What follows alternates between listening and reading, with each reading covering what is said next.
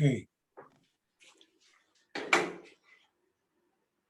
So welcome, and this is the first of talk in this new series on that we're going to have on optimization, hopefully for a while now. And it's my pleasure to introduce our first speaker, and this is Erling Andersen. And I think for everybody in the optimization community, Erling doesn't need an introduction,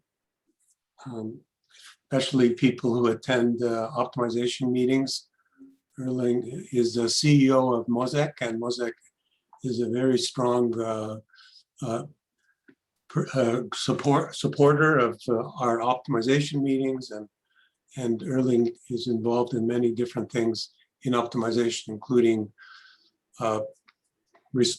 both doing research and, of course, the development of the pack, helping the starter and the development of the MOSEK. So without further ado, the slides are up. So Erling, the floor is all yours. Okay, thanks a lot, Henry, and thanks for inviting me to give this talk and give me the opportunity to speak about one of my favorite topics. And let me start by telling a short story that shows that this has a close connection to the University of Waterloo. So I started by working on adding symmetric conic optimization to MOSEK, the software package that we are selling. And I would really like to add nonsymmetric conic capabilities to the code. So I don't remember when, but maybe about 10 years ago, I was at a conference, and I had lunch with Levent Tunsul, which you know, and Arkady Mirovsky. And so I was saying to Levent, oh, I really wanted to extend MOSEK to handle nonsymmetric cones. And then he said, oh, I just did this paper with Arkady showing that you shouldn't do that. You should do cone-free optimization. So that was a little bit discouraging, but we went ahead at some point anyway, based also on work on Levent and his former PhD student, Thor Myklebust. So it's that work I'm going to talk about today. Let me see. I should be, for some reason. Okay, there we are. So here's an outline. So I'll first talk about conic optimization. What is that? I will talk about the two nonsymmetric cones. So this is kind of an introduction. And then I will talk about a primal-dual interior point algorithm for solving these type of conic optimization problems. There'll be some computation results and then a summary at the end. So I'll assume that everybody here knows what linear optimization is. So in linear optimization, you're minimizing the linear functions, and you may have linear equalities or inequalities, and then typical x greater than equals 0. But x greater than equals 0, in conic optimization, we replace that by saying x has to be a member of a cone. So the variable vector should belong to a convex cone, which is a Cartesian product of smaller cones. So clearly, this is a convex optimization problem. So in this talk, we will primarily emphasize two cones, but implicit, we can handle the three symmetric cones, which is the linear cone, so that is x greater than equals 0. The quadratic cone, so also known as the ice cream cone. So if you buy an ice cream, you get it in a cone, right? a sugar cone, and that sugar cone is what is called the quadratic cone. And then we have the semi-definite cone, which is the cone of all positive semi-definite matrices. So these are the three, it should be symmetric cones, and they are more or less the only symmetric cones known. There's, you can use complex numbers instead, but there's quite few symmetric cones. So with the three symmetric cones, you can model many convex sets. So like circles, ellipsoids, and so forth. And with semi-definite cone, you can model, or at least approximate, non-convex quadratic sets, and so forth and so on. But today, what our main interest is non-symmetric cones. And I will present two non-symmetric cones, and those cones will allow you to handle things with logarithm and exponential function, and functions with convex powers. So something like x raised to 3/2 or something like that, or x raised to the power of 3.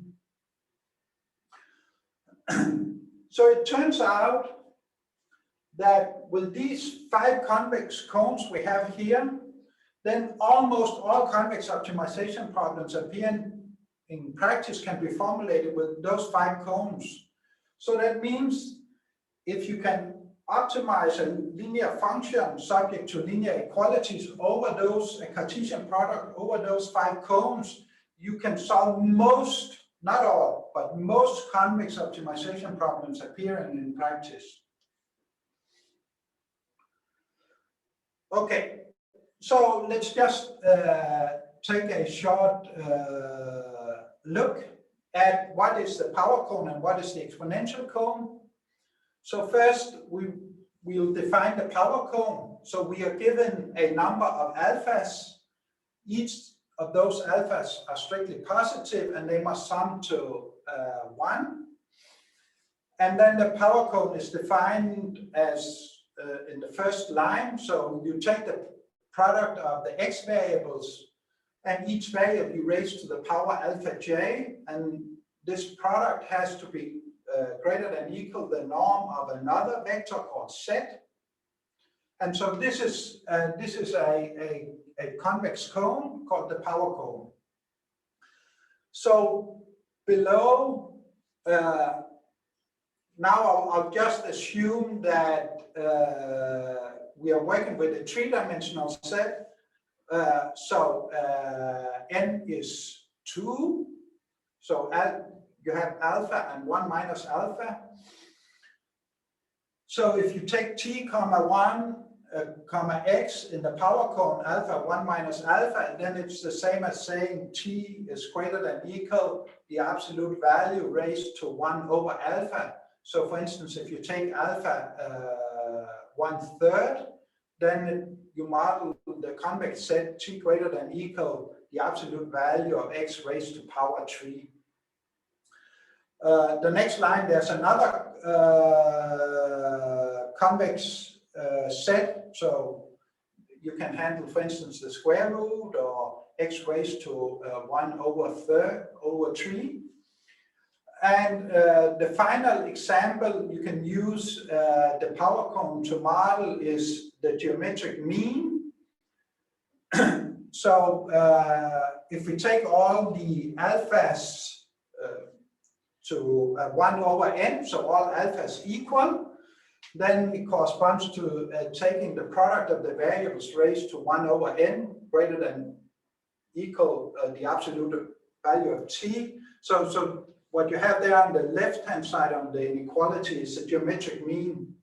So that means you can model with the geometric mean. If you're interested in these kind of things, we have something called the MOSEK modeling cookbook. And if I had been physical present, I would have brought some of these and you could have gotten hard copies, but you can download it on a website and you can read a lot about how to model convex sets with with, for instance, a power cone in that book. So I suggest that you take a look at that if you're interested. The other cone that we're interested in is the exponential cone. And it's defined like this. You should focus on the first line in the definition of the exponential cone. So essentially, what is the exponential cone? Well, it's kind of what you're interested in is e raised to some power. And then you take the perspective function of e raised to some raised in some variable, and then you take the perspective function. So you can see x2 here is our perspective variable. And then x1 greater than equal x2 times e x3 divided by x2. And x2 has to be positive. So it's quite easy to see that is a cone, because if you multiply all the variables by some number, positive number, they are sort of canceling out in the power, and you get alpha on both sides. So it's clearly a cone. So I write this as the union of two sets. Instead of writing union, you could remove the last line and then just write closure on the first line in the definition of the exponential cone.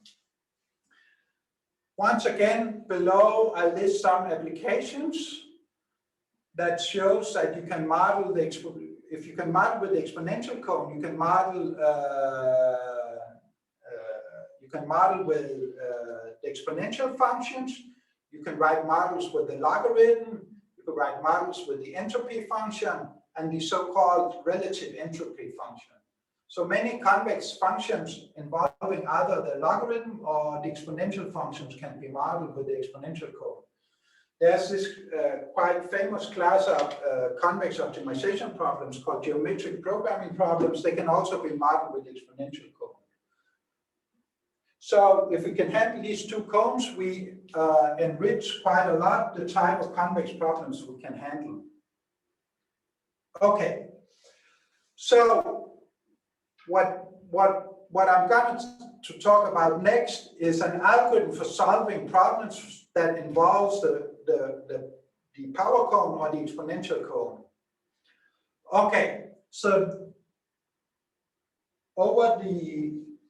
since 1984 or something like that, something called interior point methods had been developed, and what we have learned there is that the so-called primal-dual interior point algorithm that solves the primal and the dual problem simultaneously seems to be the most efficient algorithm.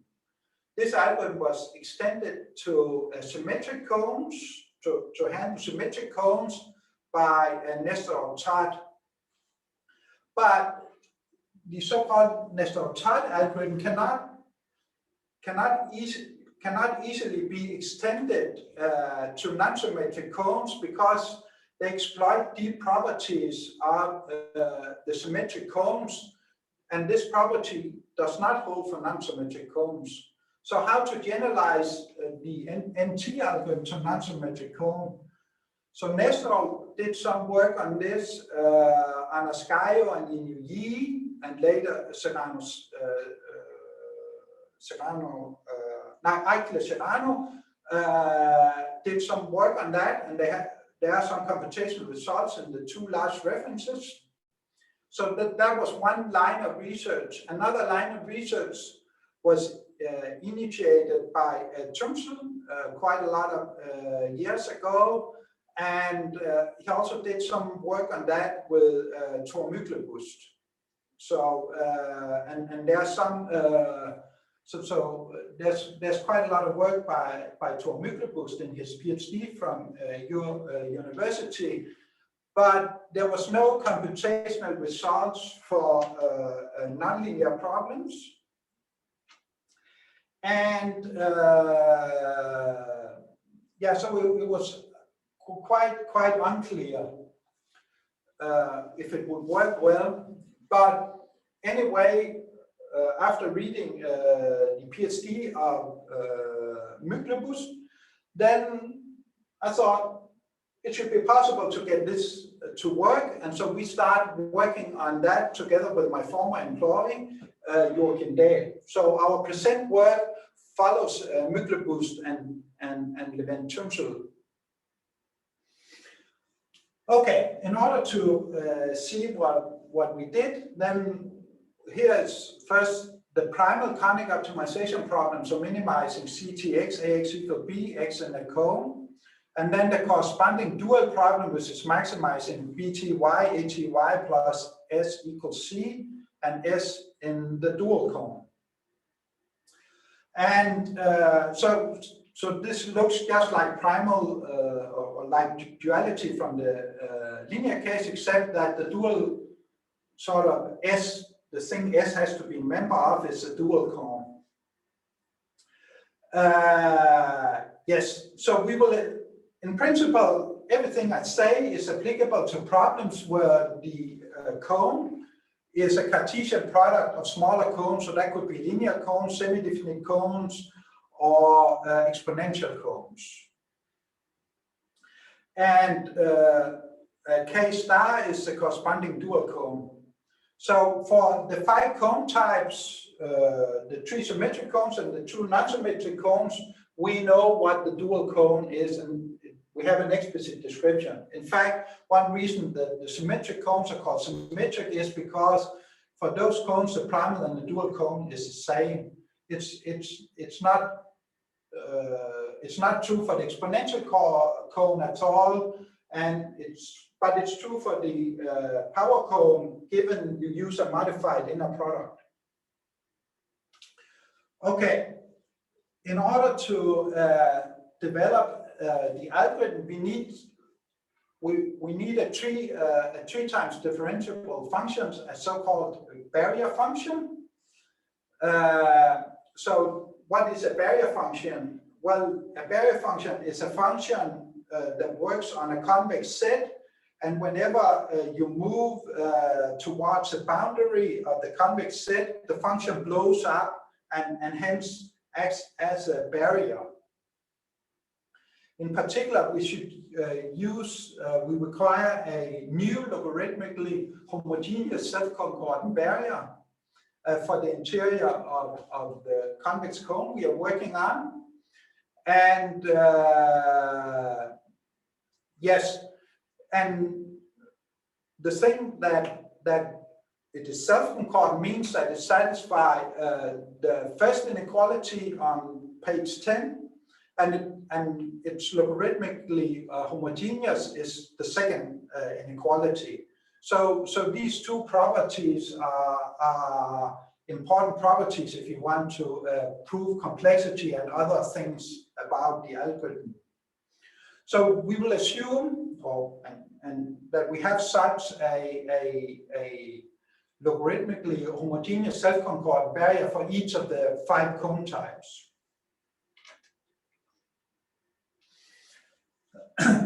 So if F is a new self-concordant barrier for a cone K, then differential conjugate defined there in 1 is a new self-concordant barrier for the dual cone.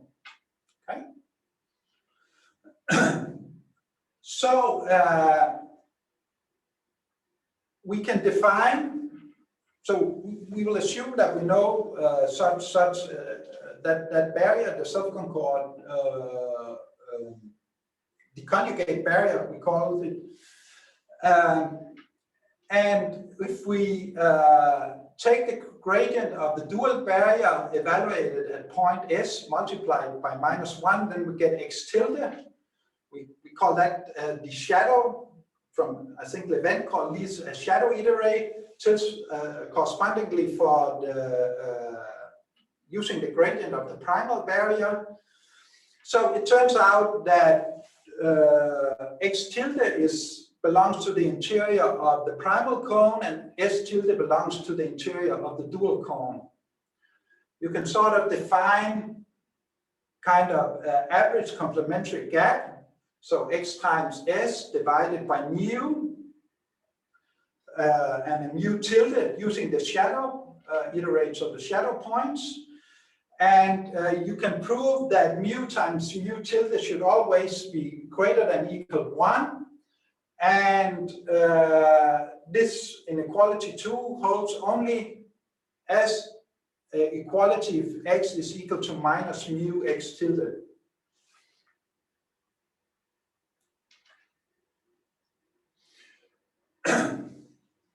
Some observation regarding these barrier functions. An explicit formula for the above barrier functions may not be known. In general, the dual barrier is not unique. For instance, for the primal power cone, we know several, at least 2 barriers for the primal power cone. Okay, the next thing I'm going to introduce is the so-called Goldman Chakra homogeneous model. So here the issue is we want to solve an optimization problem, and we don't know whether it's primal or dual feasible. So in order to address the situation that the problem might be infeasible, we introduce this model. So essentially we write the primal, we first define the primal constraints ax equal b, but we multiply it by a variable tau which homogenizes the constraints or the primal constraints, similar for the dual constraints. And then we have minus ctx plus bty has to be equal kappa. Kappa is a scalar variable that has to be positive. So we are essentially saying the minus the duality gap has to be positive. So this homogeneous model always has a solution because you can set all the variables 0. This is, of course, not the solution we are looking for, so we are looking for another solution. And this model has been used extensively in linear optimization and optimization over the symmetric cones. And we can apply it also in the symmetric case, non-symmetric case. So here is the important lemma. If we solve, if we find a solution to that problem there, H, then it holds, complementarity holds, so x times s plus tau times kappa will be equal to 0. If in that solution tau is strictly greater than 0, then we can simply take x, comma y, comma s and divide by tau, and then that would be an optimal solution. So remember, at least one of tau and kappa has to be 0. Maybe both of them are 0. But if kappa is strictly positive, then at least one of the terms minus ctx or bty has to be strictly positive. And in the case that bty is strictly positive, then we essentially have a Farkas certificate for that the primal problem is infeasible. Whereas if ctx is strictly negative, then we have a certificate that the dual problem is infeasible. Okay, so that means if we find a sort of non-trivial solution for the homogeneous model, we either have a feasible solution for the original problem, or we have a certificate of primal or dual infeasibility. Well, in fact, it might happen that both tau and kappa is equal to 0, but in that case, the problem is ill-posed, and that will happen if the original convex problem had non-zero duality gap or something like that. Okay, so the next thing we are going to define is something called the central path. So essentially what we do is that we take the constraints of the homogeneous model, and that is the first 3 equalities. And then what we do is that we pick some point x in the interior of the primal cone, tau is an arbitrary positive number, think about 1. And then we evaluate a x minus b tau in that point. And that's what on the right-hand side. So the right-hand side is a fixed number, except gamma is some parameter. So think about gamma 1. So clearly, if I put x equal x hat on the left-hand side, tau equal tau hat on the left-hand side, then left-hand side and right-hand side are equal. So I do that for the first 3 equations. And then the next thing I do is that I sort of take my barrier function and linearize that and put it in the 4th line. Okay, and then there's something with tau and kappa in the last line. Okay, so given some mild, yeah, and then you can see I compute mu hat as the average complementary gap, kind of. So this set of nonlinear equations has, by the way we construct things, always a solution for gamma equal 1. And we can look at the solutions to this set of nonlinear equations as parameterized by gamma, and that will define a path, and that path we call the central path. And it turns out that the solution we are looking for is the end of that path. So we want to find the solution to that system for gamma equal to 0, and then that gives us what we want. So the idea is we have a set of nonlinear equations parameterized by gamma, and that defines a path. Then the idea is kind of follow this path with Newton's method. Okay. So in the 3rd equation on this page, I use a primal barrier function. I could, instead of have written it with a dual barrier function. So should I use the primal or the dual barrier function? Well, that's a good question.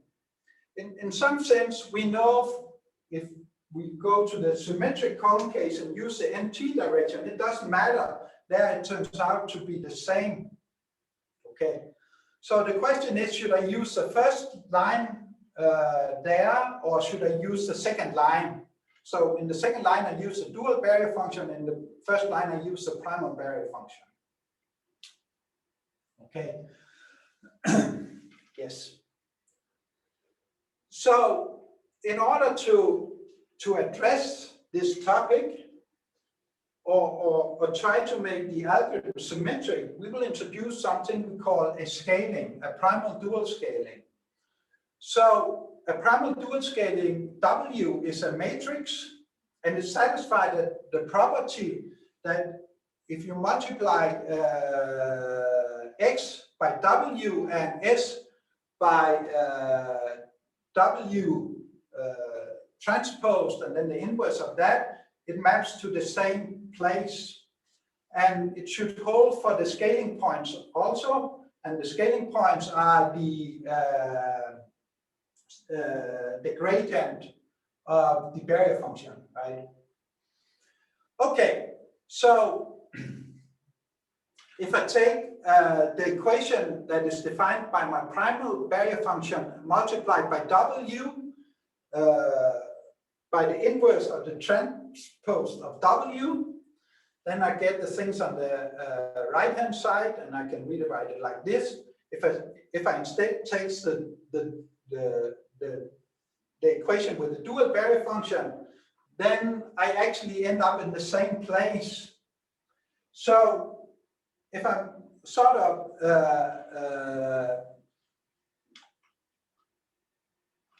if I take these equations and I scale the 3rd equation appropriately, it really doesn't matter whether I use the primal or the dual barrier function. It's sort of having a symmetrizing effect on the system. And that's the thing that we like. Okay. So we define something in order to build an algorithm, we use this scaling, and then we define some search directions, which is kind of a Newton direction, and we define first something called the affine direction, and it sort of corresponds to apply Newton's method to the central path equations, where we have scaled the third equation with this primal-dual scaling. So dxa is a variable, and the search, or sort of the direction in which we want to move the x variables. And so what I have there, I find the direction, I have a linear equation system on the right-hand side, and I have a fixed vector on the, I have a linear equation system on the left-hand side, or a matrix times a vector. On the right-hand side, I have a fixed vector, so it's a linear equation system that I can solve. Then at the bottom, we define something we call the centering direction. So that gives us two directions. So by solving essentially the same system of linear equations with two different right-hand sides, I get two directions. And then what I do is I create my direction. So basically I have a starting point, and then I want to move in some direction from that dx, and that direction is the affine direction plus gamma times the centering direction. And remember, gamma is a parameter I choose, for instance, a half, a quarter, 1/3, or whatever.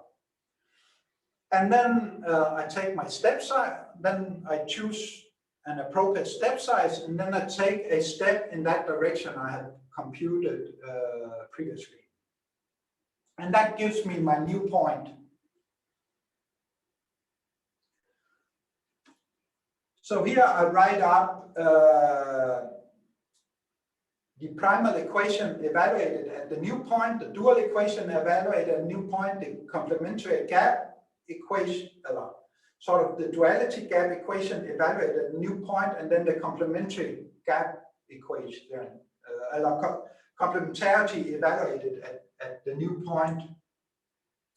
And see, if we, for instance, assume alpha is a half, so that would be some number between 0 and 1, and gamma is some number between 0 and 1, for instance, a half, then we have 1 minus half times half, that's a quarter, so you have 3/4. So that means the residual in the primal equations is 3/4 of the residuals in the current point. And so you can see here that primal feasibility, dual feasibility, duality gap, and complementarity gap is reduced by exactly the same rate, depending on the value of alpha and gamma. Okay, so that kind of you get equal degrees in all your infeasibility measures, and clearly, if alpha is strictly greater than 0 and gamma is somewhere in 0 and 1, then that kind of implies convergent. And that it also means that no merit function is needed, because we always make progress towards optimal. And that is a really, really, really nice feature. And none of the other algorithms that offer interior point methods for in general for nonlinear convex optimization, they typically don't have this property. And the other line of research about primal-dual algorithm for non-symmetric conic optimization doesn't have this property. So when we figured this out, that we had this property, we were very, very happy, because we think this really helps a lot, making sure that the algorithm converge. Okay, so the key issue in this algorithm is, how do we choose this scaling matrix? And that is a place where the event enter because it's an event that has the idea, okay, let's try and choose the scaling matrix such that WT times W is as close as possible to the Hessian of the primal barrier function. We could also use the dual barrier function.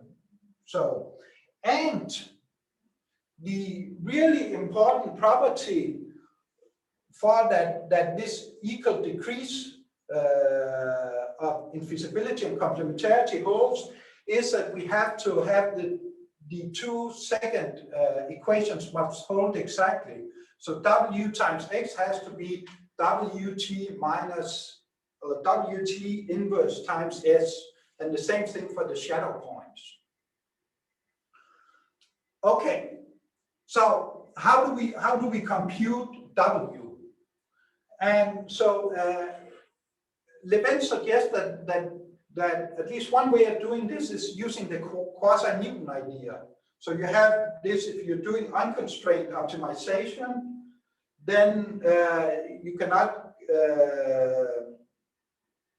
you may not be able to compute the Hessian, but then you can sort of compute the Hessian by updating using quasi-Newton idea.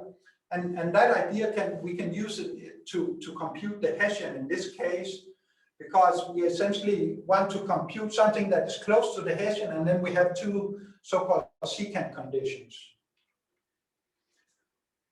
So in order to do that, we use a theorem of Bobby-Schnabel, and we have X bar, S bar is in Rn times P.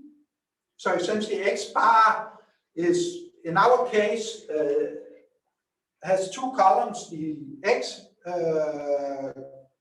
so the primal variables and the shadow point, and similar for S bar. Then what Bobby-Schnabel shows is that there is a positive semi-definite matrix such that Ho times X bar is equal S bar if and only if S bar times X bar transpose times X bar is strictly positive. A consequence of this lemma is that this matrix H can be computed, has the form. So first something that involves S bar and X bar, and then a matrix Z times ZT. Well, XT times Z is equal to 0, and the rank of Z is n minus P. So we are, in this work, we are primarily interested in the 3-dimensional case. Remember, the exponential column is always 3-dimensional. And for the moment being, we have only implemented this for the 3-dimensional power column. So n is 3 and P 2. So we can show that the determinant of S bar transpose time X is equal to the thing on the right hand side, and that is positive if the current point is not exactly on the central path. And in the algorithm, it's fairly rare that we enter we are precisely on the central path. So that's fine. Okay. So any scaling for n equal 3 satisfy the first formula. So actually this Z times Z transpose is a rank 1 term. And if we use the BFGS update, then we can obtain H plus, so that's the matrix we are looking for, using that formula. So H is, as you can see at the end of the slide, is essentially the Hessian of the barrier function. Okay, so we get an explicit description for ZZT that we can compute like this. So this gives us the formula for WT times W. And then you can, for instance, obtain W by doing an eigenvalue decomposition of WTW or Cholesky factorization or something like that. And so this idea essentially comes from Levin-Tunsel and Müggelbus. So that's the way we get the scaling matrix. And of course, I've been asked before, the scaling matrix changes in every iteration. So at the beginning of every iteration in our algorithm, we compute a new scaling matrix because it's dependent on the current primal and dual iterate. Okay, I will not say much about this, but we have we adjust the search direction with a high order term, and it turns out to be very important for the practical efficiency. And this is our high order correction. And that if you add that to the algorithm, it reduces the number of iterations by a factor 2. And it's described in the paper by Joachim Dahl and myself regarding this algorithm. So it's published in Mathematical Programming, at least online. Okay, so so now I have described the algorithm. So the next step is we need this logarithmic homogeneous self-concordant barrier function. And for the power cone, the three-dimensional power cone in 5, there is a logarithmic homogeneous barrier function. It's defined like this.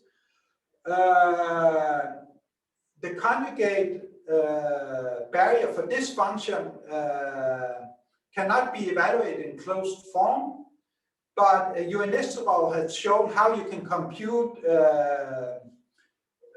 with the conjugate barrier easily by solving some nonlinear equations. So that means for the power cone, we can compute everything that is needed for the algorithm quite efficiently.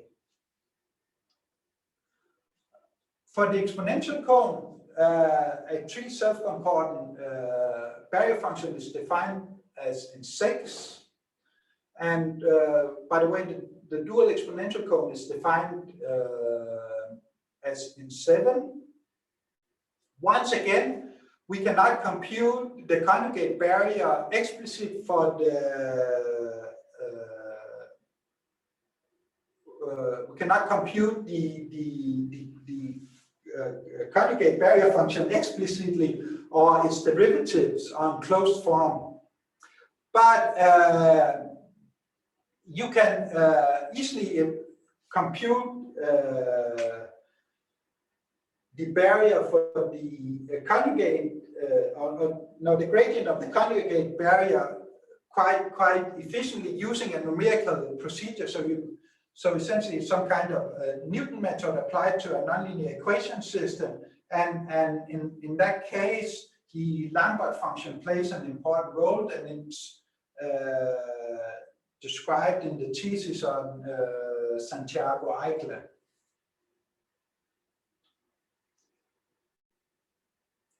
It's fairly easy to choose a starting point. I won't say much about all these things. You can read that in the paper. Okay, so this algorithm has been implemented in MOSEK version 9.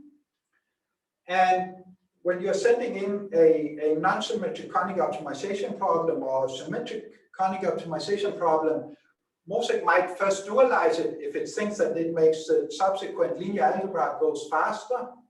Before we solve the problem, we pre-solve it, so we try to remove fixed variable, obviously redundant constraints, and so forth and so on. We may scale the problem.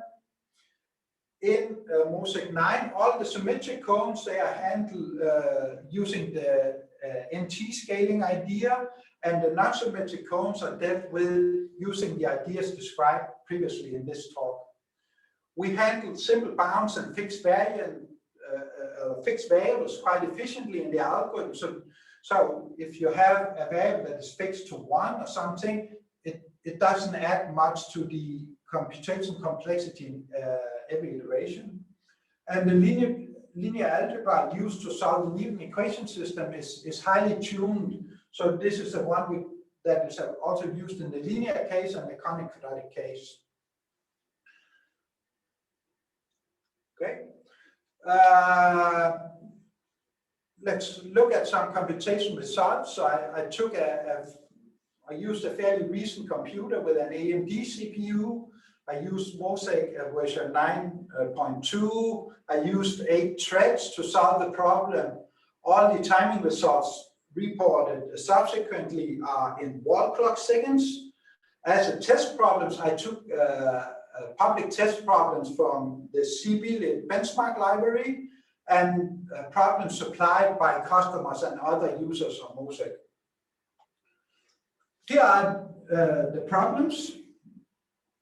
So first, the name of the problems. So the first column shows the number of constraints. So that is the number of rows in the A matrix. Then the number of conic constraints. So for instance, for the first problem, that is, I think there's only power cone constraints, and there's 1.3 million conic constraints. So the Cartesian product, the big cone is a Cartesian product of about 1.3 million three-dimensional power cones. And then the number of variables, and then the number of semi-definite variables. So this problem some has power cones, Wasserstein regularization is entropy, some more power cones, maximum likelihood, that is exponential entropy terms. So very type of constraints from quite few rows, one constraint up to 1.2 million constraints, and also many conic constraints. So these problems are from medium size to quite large, I think. So here I show when we solve them, how many, for each of those problems, I show the number of significant figures in the objective. So that means for the first problems, we estimate about 7 figures in the objective values correct. Then I show the number of iterations, so 29. I show the time to solve the problem in seconds. So this is about 3 minutes for the first problem, but there we were in the range of millions of variables and constraints. And so you can see the problem that takes the most time is about 700 seconds. So this is about 10 minutes. So I think considering the size of the problem, we solve them quite quickly. Then from linear optimization, we typically solve this problem in less than 100 iterations. Here we spend up to 200 iterations. But these problems might be slightly ill-posed or something. So that could be the case for some of these problems. So linear problems, for instance, are never ill-posed, at least in theory.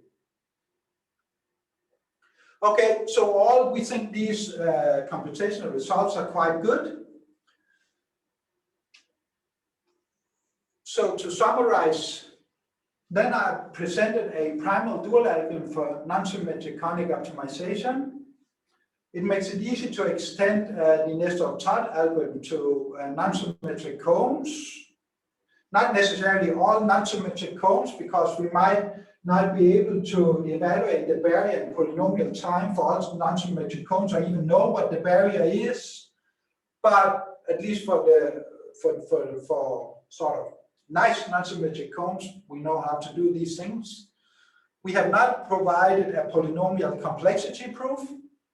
There has been done some work on that. We think the computational results are quite good, but we only present that for the three-dimensional case. But fortunately, that's also the most important case in practice. There are a lot of improvements possible. so we can handle more cone types. So we are currently working on that, and I know other researchers are working on that. The way we did this primal-dual scaling matrix using BFGS is just one way of doing it. We might be able to compute better primal-dual scaling matrices. It seems that the algorithm is somewhat sensitive to how accurate we can compute scaling matrices, gradients, and all this. There might be some advantage using higher accuracy computations for those computations. One important issue is try to get the algorithm to have fast convergence like quadratic convergence at the end. In my experience, that never seemed to happen, or almost never seemed to happen for the problems that are reported results for, and that sometimes implies that we can only get sort of not as high accuracy as we would like. There's something called a multiple corrector extension that you could work on. Something I already have worked quite a bit on for the upcoming MOSEK version 10 is to improve the pre-solve in MOSEK using facial reduction ideas to get rid of nasty stuff in the model. And that will, of course, improve the robustness of the algorithm. Summary? Yes. Okay. So this is the end of my talk. And then all of my last comments before questions and the like is that if there's someone that is very interested in this kind of thing and has some knowledge of algorithms and stuff, then we are in fact hiring for someone who's interested in implementing these type of algorithms for non-symmetric conic optimization. So you're welcome to contact me if you are interested in working for us on these kind of topics. And that's all for today, and thanks for listening. Hey, thank you very much, Erling. So thank you for a very, very interesting talk. It's great to see the theory and the algorithms and the applications all put together so well. I think this is I found this talk very, very interesting. So we have lots of time for questions. So if you want to unmute yourself and ask a question, that'd be great. May I ask a question? Yes, please, Hal. Yes. In the beginning, you give a list of examples of functions that can be modeled as exponential cones, including the relative entropy function. So I was wondering, is it possible to extend this approach to the so-called quantum relative entropy function, where the variables are matrix variables, are positive semi-definite matrices? Almost sure it is, yes. But to implement it in practice is a lot of work. Right. So theoretically, there's no problem to extend all the. I think the barrier function is known, and I mean I think from extending what we are doing here to that cone is. I might be wrong, but I think it's not too hard, but to implement it in practice and get it working, that's another story. Yeah, yeah, I agree. Maybe I have another a small question. So I thought you have some convergence results in the middle of your presentation, and here you say no polynomial complexity proof is provided. So I may miss this point. And also good computational results are presented for three-dimensional case only. So all those problems that you have solved has only, or what does it mean? I may miss this point here. I think it was linear. Was it linear convergence? See, so here is the convergence thing, right? Yeah. So I claim convergence there, But what if the step size alpha during the algorithm is converging to 0? Then you will just get stuck somewhere. So if you want to prove polynomial complexity, right, then you have to prove that you can take a sufficiently big alpha in every iteration and a sufficiently small gamma. So typically if you want to prove polynomial complexity, typically what you would do is that you would sort of show that in every if I make a specific choice for gamma, then in every iteration I can take alpha equal 1, and then the gamma would be bounded away from 1. So let's say 0.0999 or something along this line. So I haven't proved that this is globally convergent with polynomial complexity. All I'm saying is, you're making progress towards optimum, and if you are so lucky that the step size is sufficiently big for the gamma you choose, then it will converge globally. I see. Right. That makes sense. Yeah. Thank you. And I guess you are converging to the global optimal solution? Yeah, of course. Because you get a solution to the optimality conditions.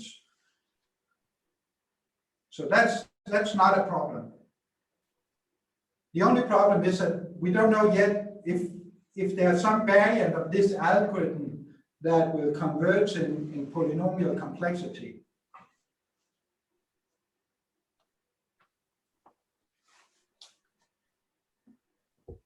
in your slide where you had the significant digits of accuracy, I think it was slide number page 40. Yeah. So so that's the question that I always find hard to answer. When you say significant digits, do you have to sort of worry about what's hiding in terms of condition number of the problem? And for example, if you only have approximate primal feasibility, approximate dual feasibility, how do these things fight against each other? Or are you really guaranteeing, for example, 7 significant figures in the first problem? No, it simply just means that you get an approximate primal feasible solution, an approximate dual feasible solution, and for the first problem, for instance, 7 figures in the objective value evaluated at these points are about the same. So if you have a very, very, very, very, very nasty problem, then these objective values could be way off. But given you have a decent problem, then you can you should be able to trust these accuracy, but you cannot without some further checking or something, you cannot use it if you want to prove the 4-color theorem or something like this. It's not like that. It's just like you get approximate solutions where we think in the last case about 9 figures is in that number is correct. Yeah, so for the problem that Hal mentioned, we've been working on that one. And for that problem, you actually need a theoretical lower bound. You have to have 100%. Well, again, it's always the question, what does 100% mean? But you need to be able to say, because of these security questions, that you have a lower bound.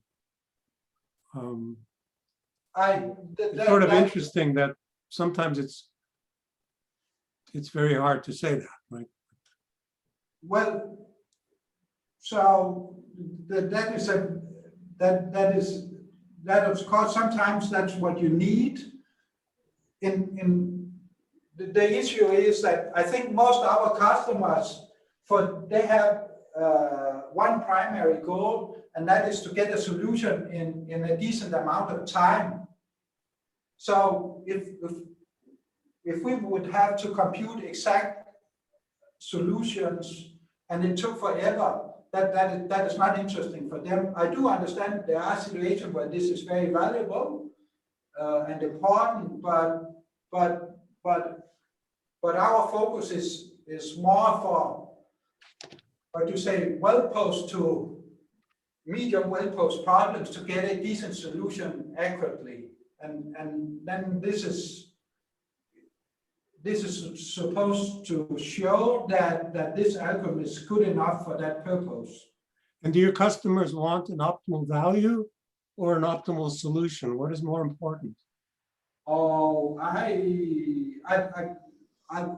would think that they normally would be using the solution, but they also use the optimal value. So whether one or the other is important, one is more important than the other, that's hard to say. But for instance, if you take the Wasserstein problem, so the second problem there, so there is actually something in machine learning or something, and there the objective function is completely, it doesn't really mean anything. And in fact, for the Wasserstein problem there, if you get 2 figures of accuracy, you can actually easily show that that's way good enough. So there, the solution is good enough, and that's what you're interested in. So also the first problem, the objective function is a utility function. So it has something to do with investment planning. And so you make an assumption about how the investor is making choose between different investments, and you use a utility function. And that utility function is just a model of how humans think. No one can tell anyone which utility function they use to evaluate investments, right? So the objective value there is, whether you had computed that to 7 figures or 2 figures accuracy, is probably irrelevant, because this is just a rough approximation about how humans are thinking about investments. I'm stealing all the time for questions. Anybody else who wants a question? I have one. So I think you mentioned in some slide that you have custom linear algebra for the implementation. Like, what does it look like? Is it like on top of what you have traditionally for, I guess, linear programming and symmetric cone optimization? So is it a bit large sparse systems? Is it small dense matrix linear algebra? What kind of challenges do you have there?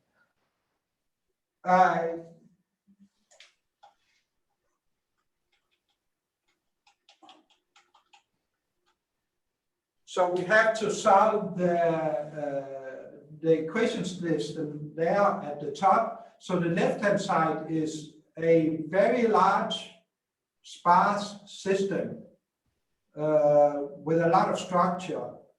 And we are essentially using the same thing as we use for the symmetric cone case and the linear case. So the main difference is that this W matrix in the linear case is kind of diagonal. In the symmetric, in the conic quadratic case, WWT has some very nice structure. So here it has a little bit different structure. But we use essentially the same kind of linear algebra as in the linear and the symmetric conic case. Okay, thanks.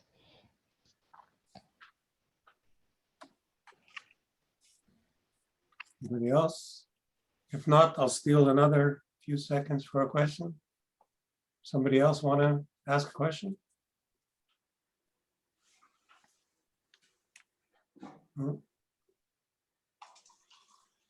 So you were using quasi-Newton method. So in the early 90s, this automatic differentiation came about, and one of the plenary talks at the big ISMP was that quasi-Newton methods are dead. And of course, that didn't happen. People seem to still use it a lot. But in this case, is it possible to use automatic differentiation instead of quasi-Newton? Yeah, well, so you could use it.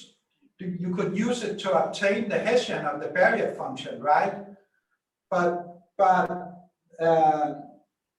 first of all, for the type of these barrier functions we are working with, we can easily evaluate the Hessian exactly. So there's simply no point in using automatic differentiation here. And also, it is our experience that we take a very careful look at each barrier function for each cone and what structures there are, and we are carefully working out how should we compute the gradient and the Hessian, so to minimize problems with rounding errors. So I doubt we would ever use automatic differentiation in this case. It doesn't really make much sense, I think, because we would almost always have an explicit description of the gradient and the Hessian. So does this W solve an optimization problem in the sense of minimizing some sort of condition number? The scaling by W.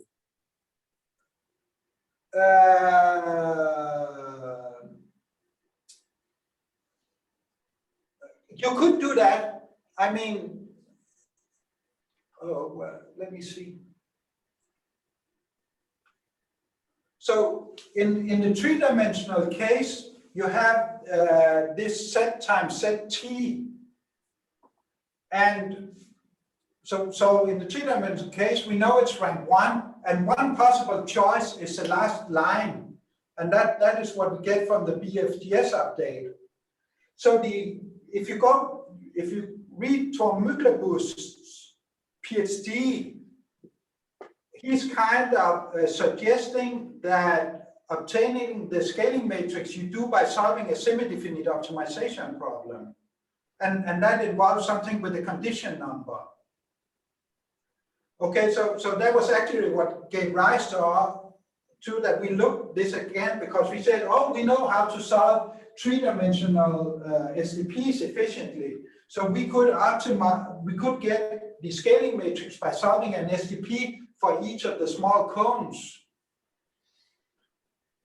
So that's why we thought, okay, so this idea is going to work, but then we ended up actually not solving SDPs. We tried that a little bit, but we just used sort of the BFDS update idea to obtain this set T term. Okay. But this set T term is not unique, and there might be another choice that is better.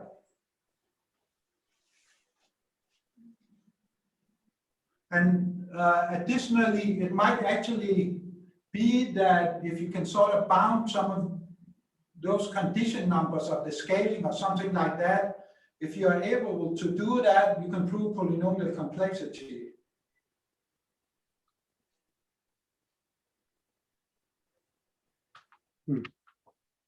But you should probably ask Levent.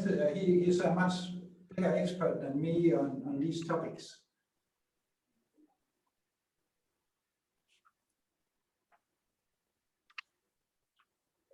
Okay. Well, anybody else with some questions? So we have, again, it was really nice that you have these real life applications and developing an algorithm, and actually we see it in action being so successful. So in one slide, may I ask one more question? Yes. If we have time.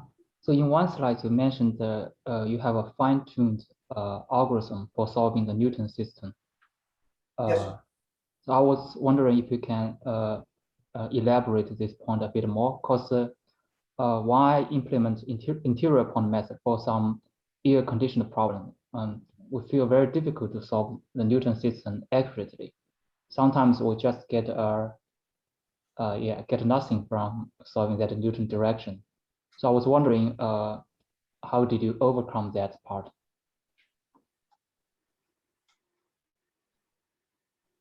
So you mean how I solve that system efficiently or Accurately, yeah.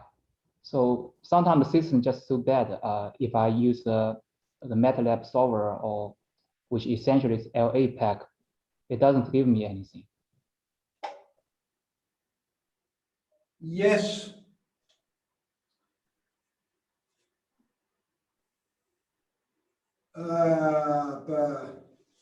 Well,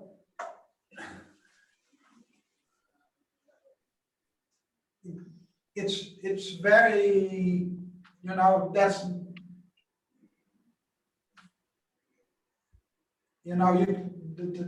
that answer you can't really answer that question in 2 minutes.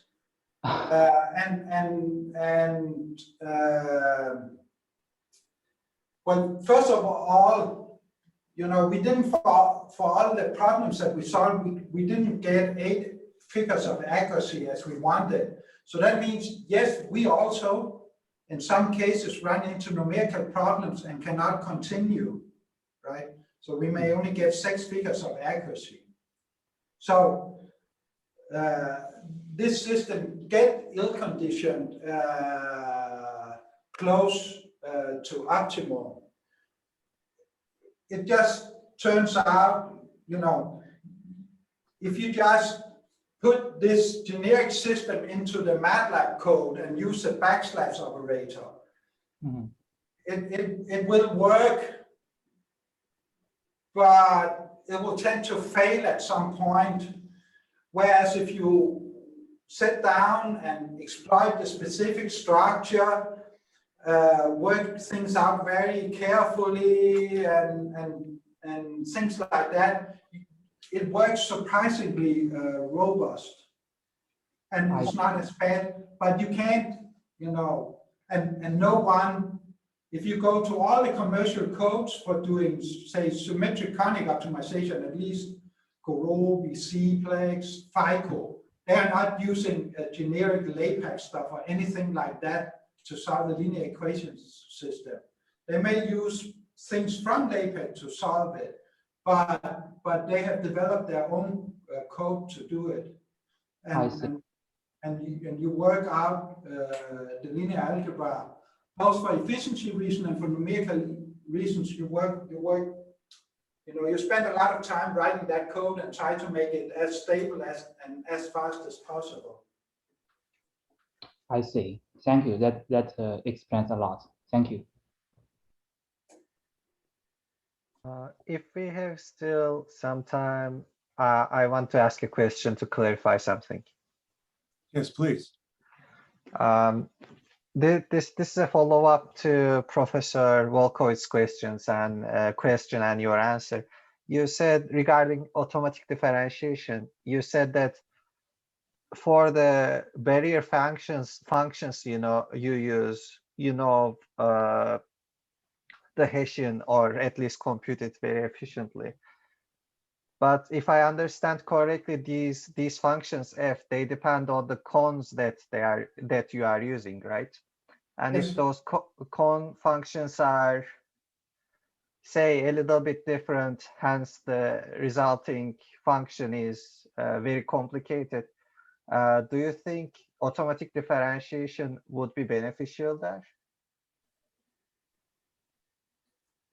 That could be, but you see, so the issue is that for me, we want to solve problem very fast and do things efficiently. And the only way we can do that, or at least the best way we can do that, is that we have a very good description and idea about what is the, how does the Hessian of the barrier function looks like. Can we, for instance, write that as some easy invertible matrix plus some low rank terms or something like that? So I cannot, definitely from a theoretical point of view or for some special cones, it could be relevant, but it's unlikely to be relevant for the thing that I'm interested in, because the whole point that we can make this go fast, the only reason why we can make this go fast is that we have an extremely good idea or explicit description for the Hessian, and we know the structure of everything. Okay, I understand. Thank you so much. Okay, thank you. Any Hi. Go ahead. May I ask a question about the invisibility of LP? Sure. Please. Yeah. We know sometimes the invisibility is due to the error of the model. Sometimes it's just due to very hard numerical issues. Do you have some experience with that? Like how to tell it is due to the model formulation or due to some numerical difficulties?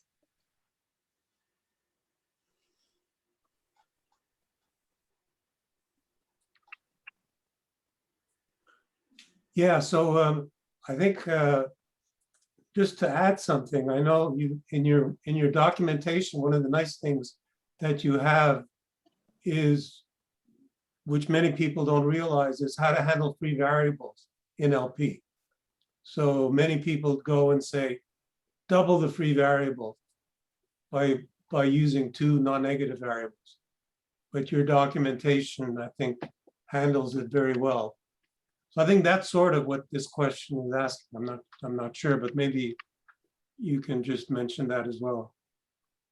Yes, well, so the issue is, if MOSEK comes out and say primal infeasible, you will get, if you look at III, the triple I, then you get this Y star, which is basically a FACA certificate of infeasibility, right? Yeah. So if you want to prove infeasibility, then this Y star has to be an exact solution to the FACA system.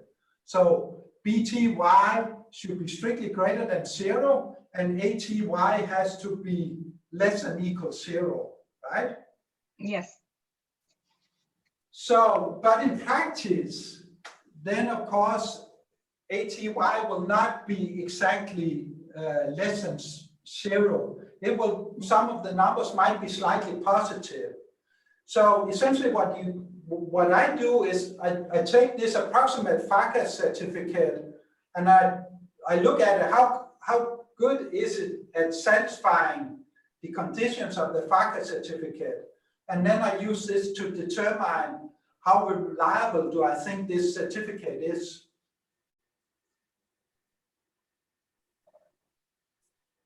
Oh, thank you. For further using the FACA certificate, will you extract the subsystem to analyze or to relax to make it the LP feasible in MOSEK?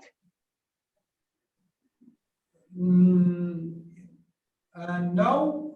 Well, for instance, probably the idea that you're talking about, so assume that the problem is, you think the problem is infeasible, then you say BTY star is greater than 0 and ATY is less than equal 0. So clearly, in all those positions where the Y star is 0, those constraints are not relevant for the infeasibility you have found. So you can throw all the those constraints away and only look at the remaining constraints. So you may not get the smallest set there, but you will get some set. And if you are so lucky that the Y star vector is very sparse, let's say only have 5 elements or something like that, then you just have to look at 5 constraints to analyze the cause of the invisibility. So we do things like that, but MOSEK will not repair your problem for you. My opinion is that all this automatic repair is kind of strange, because what is the best way to repair an optimization problem? That must be depend on what you're modeling. It could be that some of your constraints you cannot change, and some other constraints that should be changed because that's some kind of resource you can buy more of or something. Yeah, makes sense. Thank you for your answer. Okay. Any more questions? I think I've probably asked my fill. So, well, thank you again for a really interesting talk and such an interesting question and answer session. And so nobody else has anything, then I'm going to first stop recording.